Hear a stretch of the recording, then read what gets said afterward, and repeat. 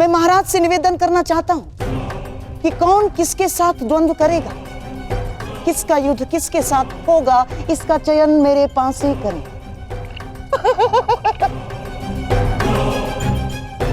महाराज, इससे खेल भी रोचक हो जाएगा और महागुरु द्रोण पर किसी प्रकार का आरोप भी नहीं लगेगा। परंतु मैं शकुनी की बात से सहमत हूं ताछरी। पासों से यदि प्रतियोगियों का चयन होगा तो अवश्य ही वो निष्पक्ष ही होगा।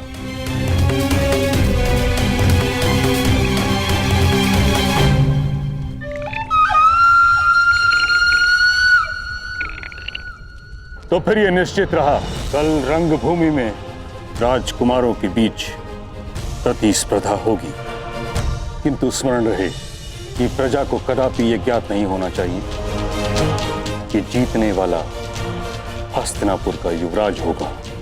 प्रजा राजकुमारों के कौशल का आनंद उठाएगी और हम सब ये निर्णय करेंगे कि हस्तिनापुर का अगला युवराज कौन होगा।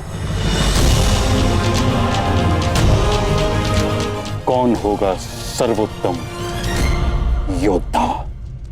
यदि यही नीति है तो इस नीति को बदल दूंगा मैं। हस्तिनापुर के मस्तक पर अपने बाणों की नोक से अपना भाग्य स्वयं लिखेगा ये राधेय।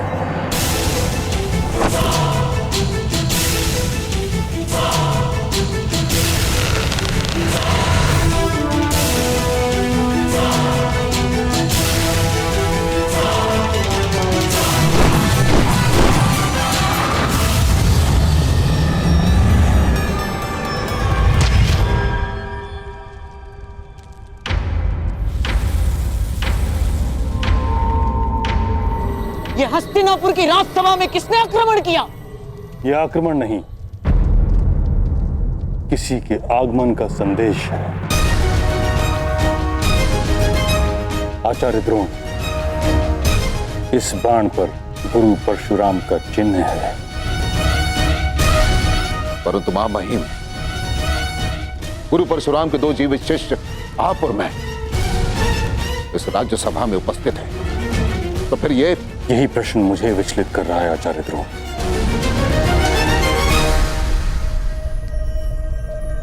गुरु परशुराम का ये तीसरा शिष्य कौन है?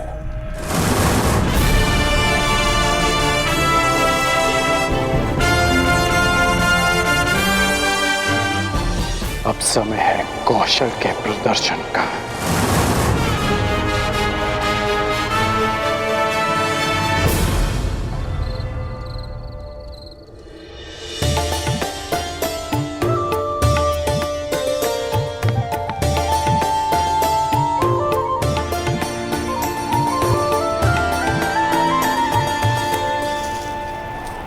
राधा, सूर्यास्त होने को है और वायु की गति भीषण होती जा रही है। लगता है चक्रवात आने वाला है। भोजन पक गया या नहीं? बस हो गया।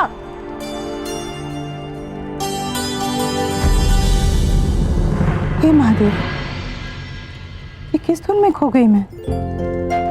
दो प्राणी के लिए इतना अधिक भोजन बना लिया।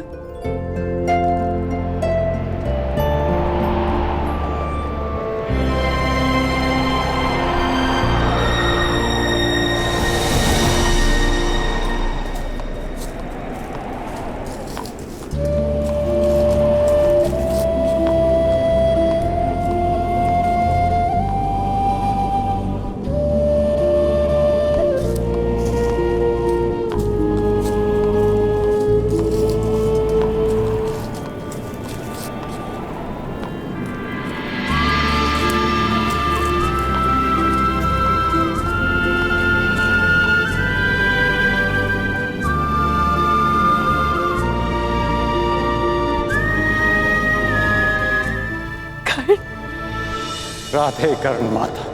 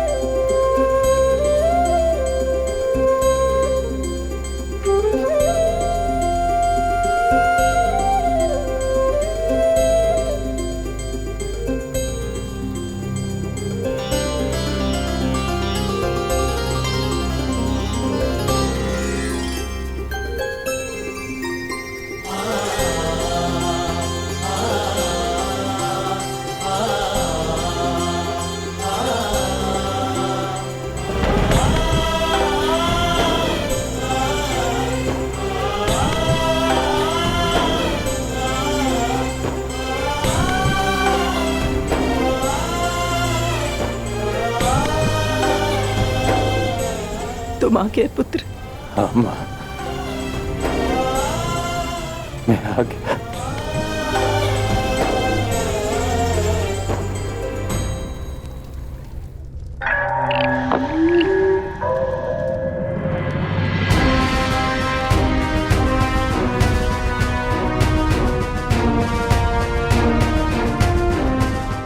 आइए गुरुपुत्र अश्वत्थामा, हमारे कक्ष में आपका स्वागत है। आप मुझसे यहाँ क्यों मिलना चाहते थे? क्योंकि इस कक्ष के अतिरिक्त हर कहीं 100 आंखें और 100 कान हैं। आंखें महामहिम भीष्म की और कान तुम्हारे पिता के।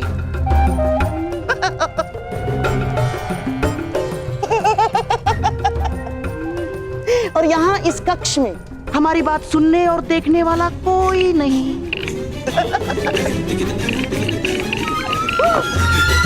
कैसी बात?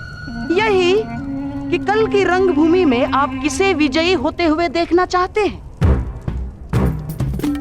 मेरे होने वाले सम्राट राजकुमार दुर्योधन को या आपके पिता के प्रिय शिष्य उस अर्जुन को? उत्तर आप अच्छी तरह से जानते हैं गांधार नरेश। अर्जुन अर्जुन वो शूल है जिसे मेरे पिताश्री ने स्वयं अपने हाथों से मेरे वक्ष में घोंप दिया।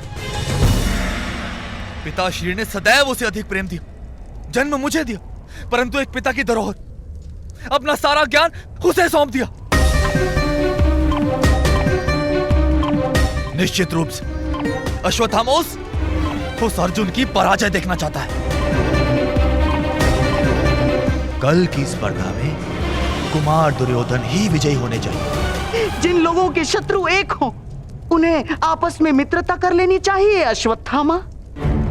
हमारा स्वप्न एक है और वो स्वप्न पूरा होने में बाधा भी एक ही है। अर्जुन, तो उस बाधा को दूर करने का कोई हल सोचा है आपने? उसका हल बताने के लिए तो आपको यहां बुलाया है।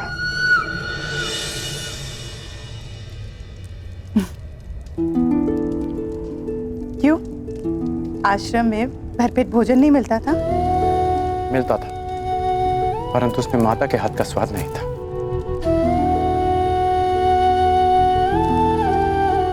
वैसे आपको किसने सूचना दी मेरे यहाँ आने की कि आपने ये भोजन तैयार रखा? क्यों? पूर्वाभास केवल तुम धनुर्धारी को ही होता है।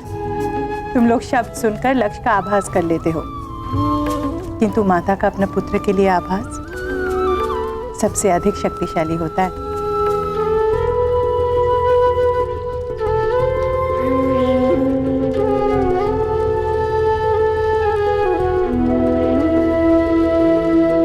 माता जानती है कब उसका पुत्र आने वाला है और कब जाने वाला है।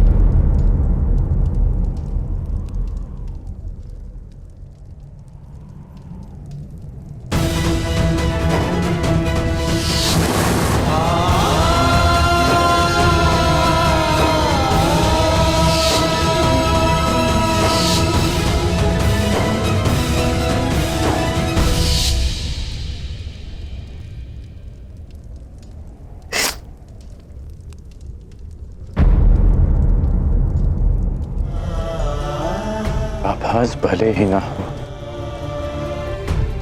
एक भाई की जाने की पीड़ा एक भाई को भी कम नहीं होती मां।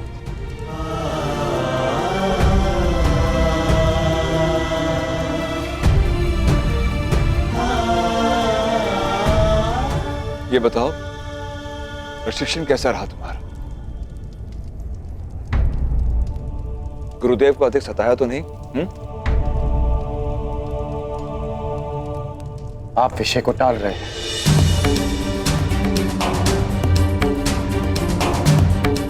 जीवन है कर्ण, अप्रत्याशित घटनाएं घटती है, परंतु जीवन रुकता नहीं। परंतु आप भूल नहीं सकते जो हुआ उसे जीते जी भुला पाना संभव है, और स्मरण रखकर जी पाना भी संभव नहीं है कर्ण।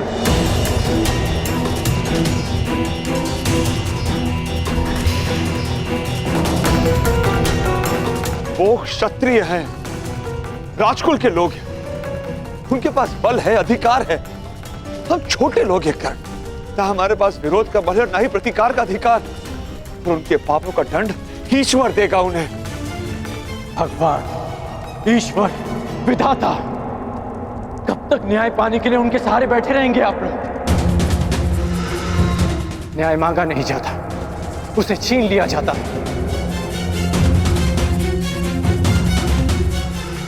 माता, आप तो वासुदेव कृष्ण को भी ईश्वर का रूप मानती हैं ना? तो आप लोगों ने सुना ही होगा कि किस प्रकार वो यदुवंशियों के मध्य समानता का संदेश दे रहे हैं। उनके लिए सब समान है। जो काम वो यदुवंशियों में कर रहे हैं, वही काम हमें हस्तिनापुर में करना होगा। सबकी समानता, सबके लिए न्याय। बस कर्ण,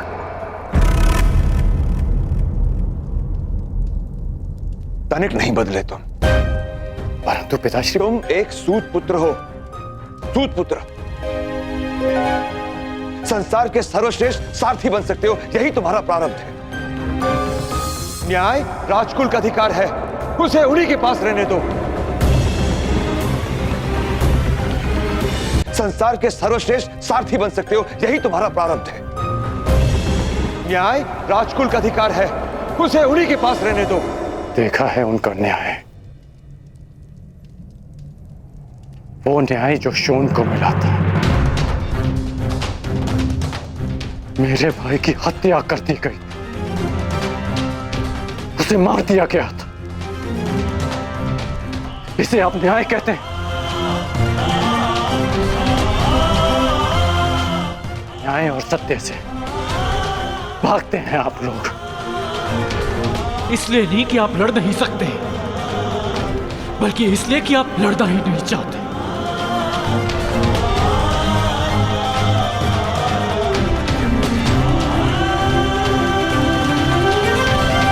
भागने से प्रारब्ध नहीं बदलता पिताश्री।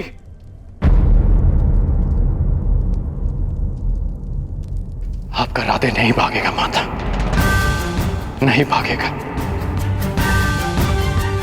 आपको स्मरण है ना, आपने मुझसे शोन की हत्या का प्रतिकार मांगा था, सबके लिए न्याय मांगा था। मैं करूंगा प्रतिकार माता। शोन को न्याय मिलेगा, हम सबको न्याय मिलेगा।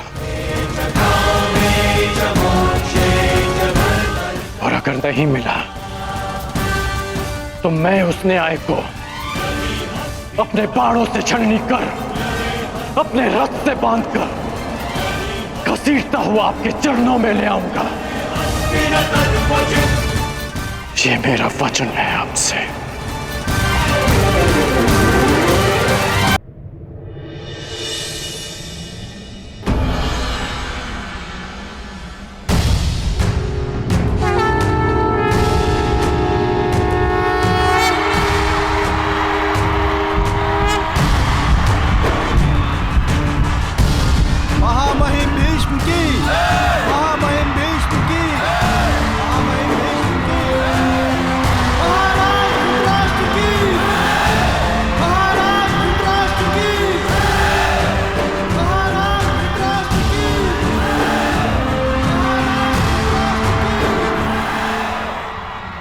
हस्तिनापुर के सभी निवासियों का इस रंगभूमि में स्वागत है। आज हस्तिनापुर के 105 राजकुमार अपने प्रशिक्षण का प्रदर्शन करेंगे, जिसके पश्चात आप सबको विश्वास हो जाएगा कि आने वाले कई दशकों तक हस्तिनापुर सुरक्षित रहेगा।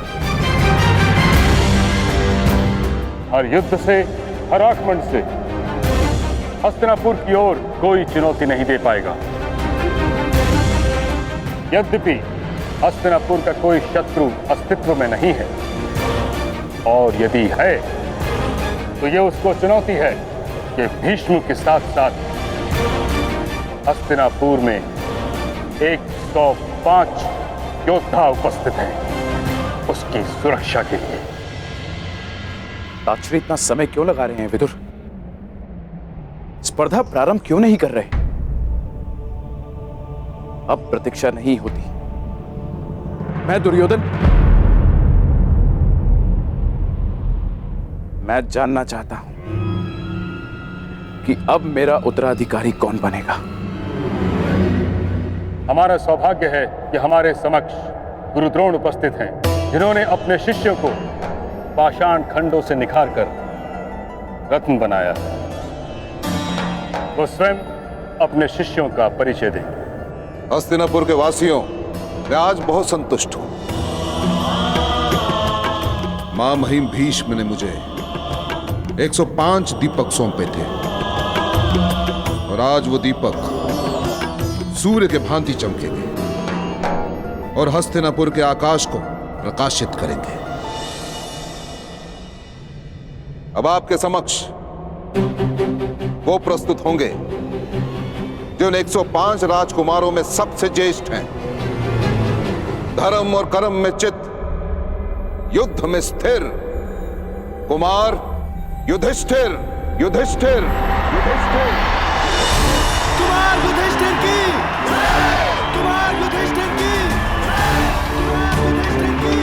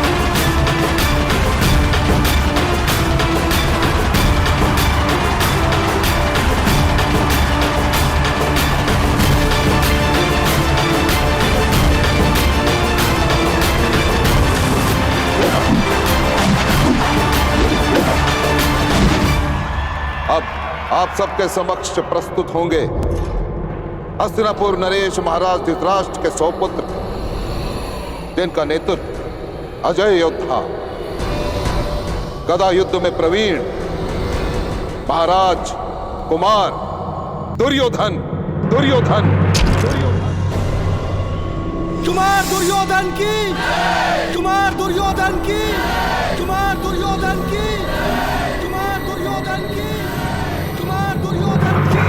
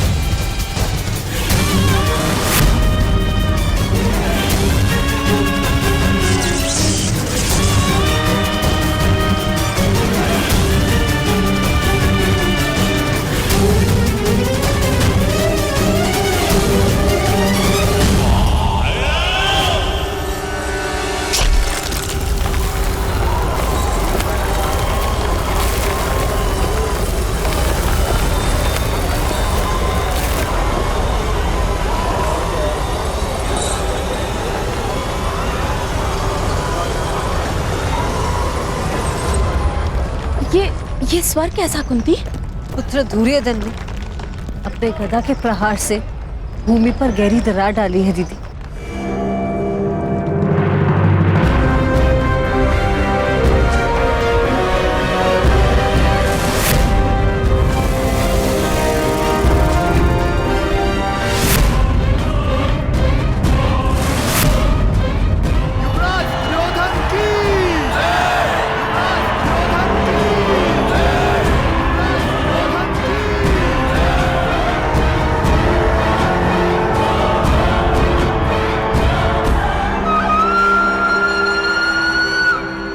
महाराज धृतराष्ट्र, पितामह भीष्म समेत उपस्थित सभी को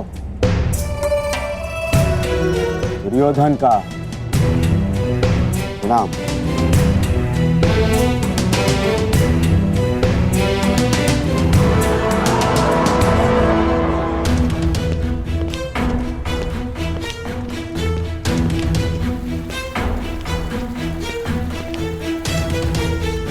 कहां जा रहे हो कर्ण?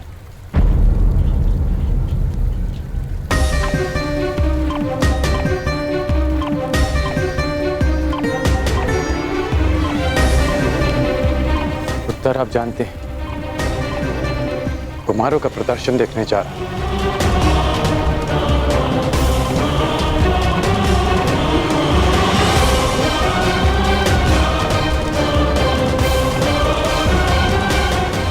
धनुष को साथ लेकर